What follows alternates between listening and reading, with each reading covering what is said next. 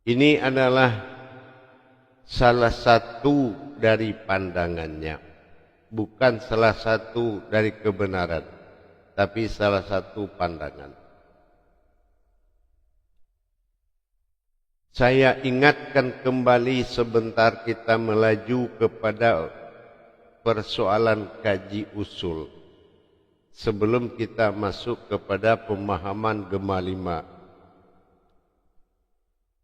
Pada usul kita sudah mengatakan ada Dia yang akan berwujud aku menjadi Tuhan dalam ketuhanan, tetapi setelah Dia melalui tajali perjalanan ketuhanannya dengan menempuh 5 alam halus, akhirnya sampailah kepada sebuah wujud ghaibiyah pada nasun,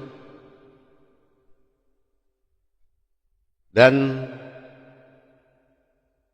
perjalanan itu sudah sampai ke tingkat pengenalan ketuhanan. Ketuhanan adalah suatu tingkah yang dilakukan oleh Dia.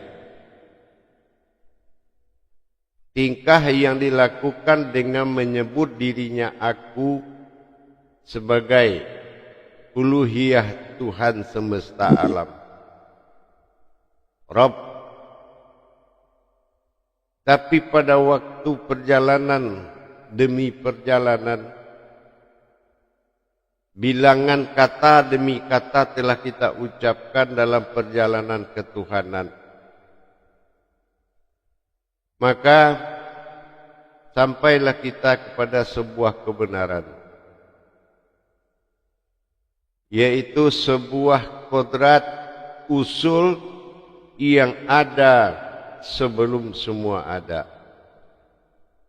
Bahkan lebih jauh sebelum malakut jabarut itu ada, alam ruh itu sudah ada.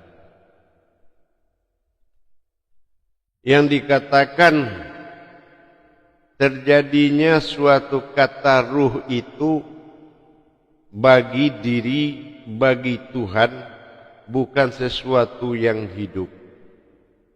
Ruh bukan artinya hidup kalau di kodrat Tuhan. Ruh artinya adalah suatu kekosongan, suatu keheningan, tetapi tidak mati, tapi ada. Siapa yang kosong, siapa yang hening, siapa yang tidak mati. Bagaimana bisa sebuah kekosongan namanya ruh? Ini harus kita lihat ke dalamnya. Orang berilmu itu tidak sembarangan dia mengikuti kata-kata. Kalau ada ruh, kita mengikut juga menyebut ruh. Orang berilmu tidak bisa begitu. Orang berilmu itu adalah orang rububiyah, di mana dia berkata, di situ dia melihat. Kalau dia tidak melihat wujudnya, dia tidak akan mau berkata. Ini namanya orang berilmu. Ruh adalah salah satu kodrat yang menjadi alam sekalian kodrat. Ini dinamakan ruh di dalam alam ruh. Ruh ini kita katakan sebagai batin, sementara alam ruh kita katakan sebagai jiwa. Dalam perjalanan ketuhanan, maka jiwa dan batin ini kita sebut dengan napas atau batin abadi. Berarti ruh itu sudah ada di alam abadi. Karena batin dia tidak terlihat, jiwa dia memiliki kehendak, dan napas artinya dia adalah kodrat Tuhan. Ini dinamakan perjalanan besar. Seluruh kaji di induk kaji, semua makom kaji, kebenarannya adalah perjalanan. Perjalanan Tuhan tidak ada awal dan tidak ada akhir. Artinya tidak berawal bukan dari mana, tidak berakhir bukan kemana. Tetapi adanya dia berwujud aku dalam masa ketuhananku, maka inilah yang akan menjadi dua perjalanan. Dua perjalanan adalah dimensi diri yang berbeda di dalam hidup. Ada diri yang bisa menerima, ada diri yang tidak bisa menerima. Diri tetap adalah diri batin yang tidak bisa menerima, tetapi dia menyaksikan atas itu. Diri yang sifat adalah diri jiwa. Diri jiwa, diri yang menerima sebagai alam ruh. Jadi diri batin adalah diri ruh, diri rahasia. Sementara diri jiwa adalah diri alam ruh, sumber dari segala ruh. Dan ini akan menjadi perhitungan kemanusiaan. Kita akan sebut batin dan zahir. Dalam penyebutan kajian batin dan zahir, zahir dan batin, bukan perbedaan antara keduanya. Ingin melihat batin, lihatlah zahir. Terlihat zahir itu sungguh batin. Ini terjadi pada dua kodrat di dalam diri. Yang satu kodrat tetap, yang satu lagi kodrat yang terbatas. Mana yang dikatakan ruh tidak bernama, tidak berderajat dan tidak berasma sama sekali. Itu adalah ruh tunggal, batin tunggal. Ruh tunggal adalah sebuah batin tunggal di alam batin, dinamakan alam ruh. Alam ruh pegangan semesta, alam diri pegangan Tuhan, ini yang dikatakan ketuhanan akan lebur kepada Tuhan. Di dalam salah satu ayat dalam Al-Quran, kita melihat bagaimana Al-Isra itu di ayat 85 menegaskan sama sekali, apabila umatmu bertanya tentang ruh, maka katakanlah urusanku. Kenapa dirahasiakan? Kenapa Al-Quran melarang? Karena yang melarang itu adalah batasan iman. Iman tidak akan mampu mengetahui siapa yang tidak bernama di dalam dirinya. Siapa ruh diri dia sebetulnya. Kalau jasad itu diberikan penamaan setelah dia mengambil napas di muka bumi, berwujud dan berbentuk, ditandakan sama orang tuanya, kalau dia bernama si Abdullah, si Badu, artinya dia sudah punya tanda, tapi itu nama jasad. Dalam satu keadaan jasad ini dipanggil oleh sesama jasad atau disebut dengan sesama umat manusia, maka batin itu akan bertanya ruh itu kepada jasad. Itu yang dia panggil tadi siapa?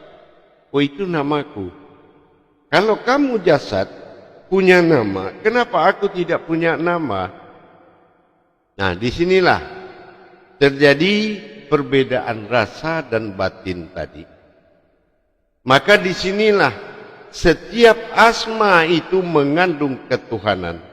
Perjalanan ketuhanan yang dilakukan oleh aku pada ketuhananku, inilah yang tersentuh oleh sekalian alam, berhubungan dengan sekalian alam.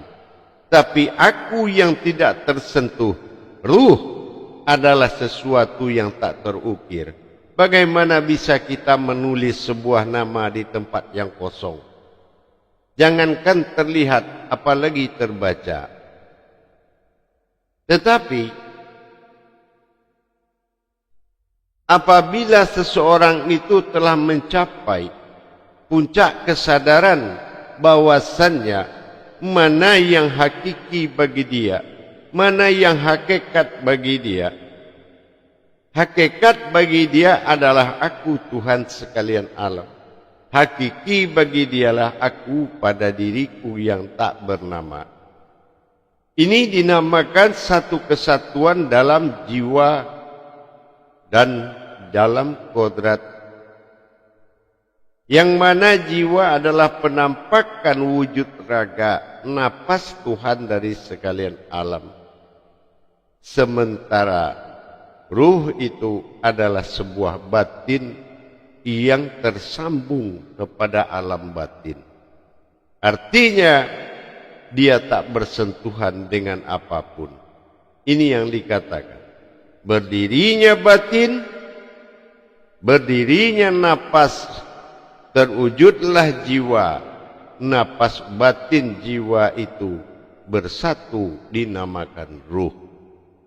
Itu yang dikatakan ruh. Ruh dari segala ruh. Tetapi ada di dalam alam ruh. Mana yang dikatakan alam ruh? Nah, ini yang dikatakan jiwa yang telah terbentuk seperti raga. Raga inilah yang dikatakan alam ruh. Ruh di dalam alam ruh. Di dalam perjalanan aku pada dia dan dia berwujud aku dalam ketuhanan. Maka di sini kita akan melihat bukannya sebuah perjalanan awal itu ada akhir. Tetapi perjalanan ruh tunggal itu mengakhiri perjalanan itu, bukan dia mematikan sesuatu dia hidup, tetapi dia melepaskan ketuhanannya dengan membatasi disebut dengan barzakh. Dia batasi, ya berhentilah soal Tuhan dan ketuhanan. Tidak ada lagi kata Tuhan, tidak ada lagi kata umat, tidak ada lagi kekurangan, tidak ada lagi yang meminta, dan tidak ada lagi yang diminta. Maka ketuhanan telah dibungkus oleh dia. Maka dia inilah yang tinggal sebagai ruh yang tak tersentuh. Tetapi yang tinggal itu adalah Tuhan. Tuhan inilah yang kita sebut dia. Dia itulah yang tak bernama disebut dengan ruh. Yang dibungkusnya adalah 3 dari kodrat ruh. Ada yang disebut dengan ruhani, ini yang terlihat. Ruhi, inilah yang hidup. Ruhu, inilah yang ada. Tetapi apabila dia tidak ada lagi, tidak ada hidup lagi, tidak ada lagi hayat lagi, tidak ada zahir lagi, maka semua dalam ahadah, artinya seperti putihnya kain kafan. Tidak ada lagi siapa yang ada, melainkan dia kembali menjadi Tuhan. Karena sudah mengalami perjalanan ketuhanan, maka dia kembali menjadi Tuhan. Dan Tuhan itulah yang disebut dengan dia. Tidak ada lagi ada aku, karena sebelum dia jadi Tuhan, sebelum dia disembah, dia sudah Tuhan lebih awal. Dengan perjalanan rahasia besar ini, maka apabila seseorang telah merasakan perbedaan hidup dan merasakan asing di muka bumi, dia dipanggil, tetapi dia melihat sesuatu yang dipanggil. Dia melihat jasad yang dipanggil, bukan sebagai ruh yang dipanggil. Maka kegelisahan itu mulai ada, ketidaknyamanan itu mulai ada, keterpisahan itu mulai ada. Berarti kebenaran itu semakin meningkat.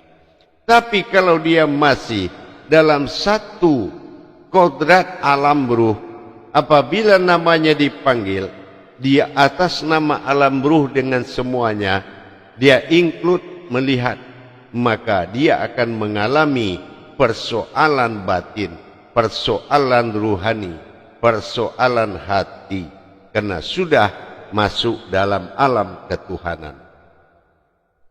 Disinilah jamaah melepaskan ketuhanan, ibarat dalam syariat diperlihatkan, dibungkus kembali masuk dalam batasan. Kafan itu adalah kain batin. Yang dikatakan barzah adalah papan dari lahat, artinya batasan.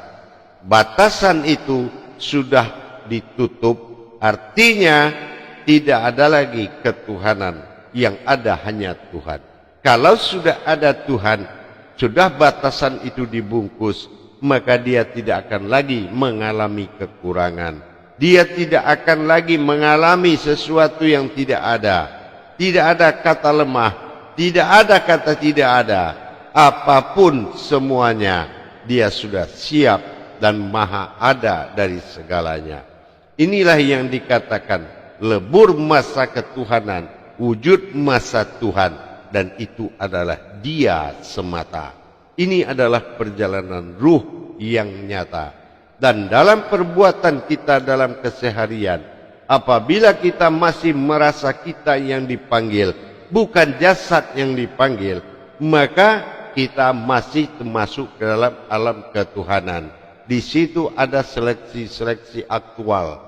Mana baik, mana yang buruk, apakah sudah benar atau masih salah.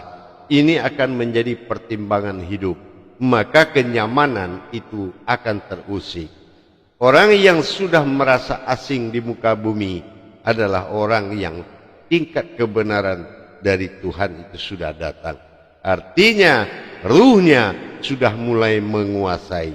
Tetapi kalau dia masih merasa memiliki nama dan berbentuk, bukan sebuah ruh yang nyata, bukan sebuah wujud Tuhan, tetapi dia merasakan suatu hakikat, maka dia akan mengalami benturan-benturan hakikat. Diberikan penamaan terhadap sebuah ruh.